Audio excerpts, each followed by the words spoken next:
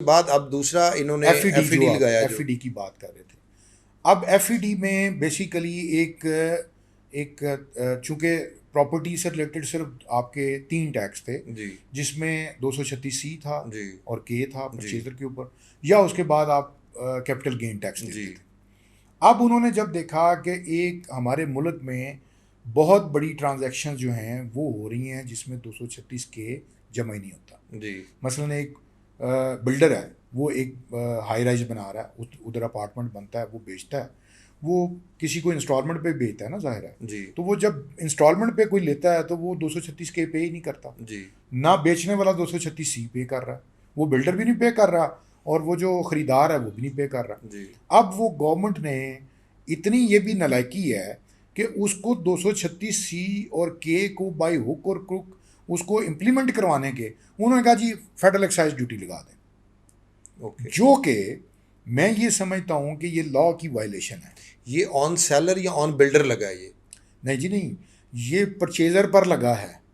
अच्छा, ये परचेजर ने पे करना है? ये परचेज़र ने पे करना है 236K की सूरत में, जहाँ लोग 236K पे नहीं कर रहे। देखें ओके, मेरे नाम पे एक डायरेक्ट अलॉटमेंट हुई, जी, उसका रिकॉर्ड FBR के पास नहीं है, ठीक, मैंने उसको जब बेचने जाना है तो फिर अल्टीमेटली मैंने उसको 236C पे करना है, जी। बट मैंने 236K को जो है वो मार लिया है। नहीं, लेकिन सर जब हमने बेचने जाना है उसको शो करना है, हम उससे पहले भी, ये आप एफिडेविट की बात कर रहे हैं या कोई ऐसी चीज़ की बात जी कर रहे हैं जो कंपनी हमें डायरेक्ट अलॉट करती है? प्राइवेट सेक्टर में जाएँ तो वो ओपन फाइल या ओपन प्लॉट हमें डायरेक्ट अलॉट कर देते हैं ना, जी ऐसे। उस सूरत में है। लेकिन if I am a filer और वो मेरे वाइट मनी है, तो मैं उसको अपनी टैक्स रिटर्न में तो शो करूँगा ही ना कि जी ये मैंने इन्वेस्टमेंट की है करोड़ की, 50 लाख की, 2 करोड़ आपने की। कर दी, लेकिन जी, 236K आपने पे नहीं किया पे ना, नहीं किया, लेकिन मैंने वहाँ पे शो कर आपने दिया। शो कर दी, इसीलिए तो अब आप जब बेचेंगे तो 236C पे करेंगे, पे करूँगा मैं। अगर अदरवाइज तो 236K आपने परचेज करते वक्त लॉ उसको परचेजिंग ही कंसिडर कर रहा है, जो आपने जो अलॉटमेंट डायरेक्ट अलॉटमेंट भी हुई है जी, वो परचेजिंग ही है आपकी। ठीक है, हाँ, ठीक है। 2 चीज़ों को उन्होंने एग्जाम्प्ट कर दिया था, इसीलिए कि जी जो गवर्नमेंट सिविल सर्वेंट्स होंगे या आर्मी लॉटीज हैं जी, उनके ऊपर वो टैक्स एग्जाम्प्ट था। हाँ, अब उसका फ़ायदा लोग सारे ले रहे थे, ओके, ठीक है, उन्होंने अब ये किया, उसका हल क्या निकालने की कोशिश की, बट ये हल जो है ये जल्दबाजी में निकला है, ठीक, इसके ऊपर कोई काम नहीं उन्होंने किया। ठीक, क्यों? देखें फेडरल एक्साइज ड्यूटी की डेफिनेशन को समझने की ज़रूरत है कि फेडरल एक्साइज ड्यूटी है क्या। जी, ये एक काइंड ऑफ सेल्स टैक्स है, जी, जिस तरह आप जनरल सेल्स टैक्स हाँ, कहते कोई हैं भी आप वो उस चीज़ तरह लेते की हैं चीज़ उसपे, है। हाँ जी, आप देखें फेडरल एक्साइज ड्यूटी में इस साल से पहले, इस बजट से पहले पाकिस्तान की पूरी हिस्ट्री में देख लें, कभी जी, रियल एस्टेट का कॉलम ही नहीं होएगा, जी, जी, जी, ठीक है।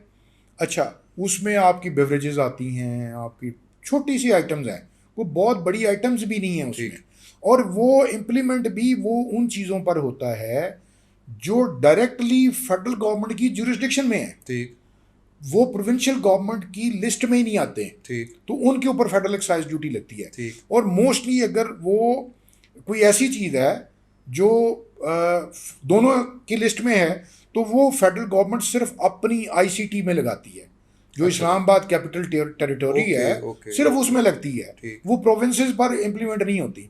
अब इन्होंने ये पूरे पाकिस्तान पे लगा दिए, इसको चैलेंज किया जाना चाहिए, ठीक, ये चैलेंज हो सकती है, ये बिल्कुल इन्होंने इलीगल काम किया है, इसकी लॉ में बल्कि आइन में भी गुंजाइश नहीं है।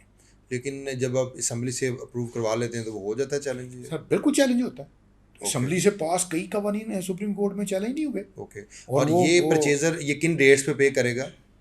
ये पे करेगा जैसे ये अपनी करवाएगा, अपना जब इसको अलॉटमेंट होगी, अच्छा जिस जी, तरह हम परचेजिंग के वक्त एक जी, प्लॉट परचेज करते हैं प्रॉपर जाकर तो 236K पे करके जी, ही, तो इसी तरह इसको पे करना पड़ेगा।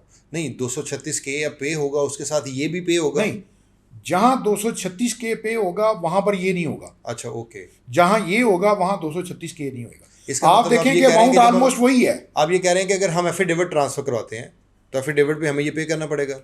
अब ये डिपेंड करता है, बिल्कुल ये मेरी ज़ाती जो मेरी स्टडी है, जो मैंने पढ़ा है उसके ऊपर तो ये करेंगे। जी, माँ सवाए आर्मी और सिर्फ सिविल सर्वेंट की बात की गई है, ये डीएचए से आपने उसको कंफर्म किया है? ये मैंने उनको कहा है कि जनाब ये इसकी मुझे क्लैरिटी दें, उन्होंने कहा जी इस पर हम अभी गुफ्तगू कर रहे हैं, इसके ऊपर हम अपना मौक़िफ़ देंगे।